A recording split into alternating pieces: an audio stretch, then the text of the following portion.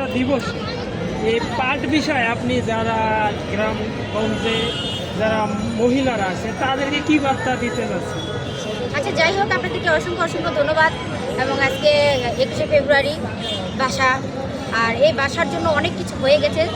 আচ্ছা, যাক, ওই পুরনো কথা আমি বলতে চাচ্ছি না। আমি নতুনদেরকে বলতে চাচ্ছি, যারা অসহায় নারীরা আছেন, যারা বিভিন্ন কাজ করতেছেন, কর্ম করতেছেন, যারা অনেকেই করেন না, বিভিন্ন ধরনের অনেক কিছু করতেছেন, সেটা ফেসবুকে গেলে দেখা যাচ্ছে। তো আমরা চলেন এগুলো বন্ধ করে দেশকে পাটের পণ্য ব্যবহার করি।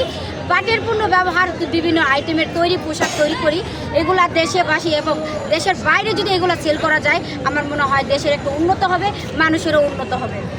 তো এই পাটটা যেহেতু কৃষকেরা উৎপন্ন করে, তো এই কৃষকদের বিষয় বা বাংলাদেশ কৃষি মন্ত্রণালয়ের আসলে বিষয়ে আমি যেটা বলতে চাচ্ছি যে কৃষি মন্ত্রণালয় এখন দেশ নাই, কথা আমি আর বলতে চাচ্ছি না, কারণ ওইসব বিষয়ে আমি যেতে চাচ্ছি না। আমরা হচ্ছে যে নির্ভেজাল মানুষ, নির্ভেজালে থাকাটা ভালো।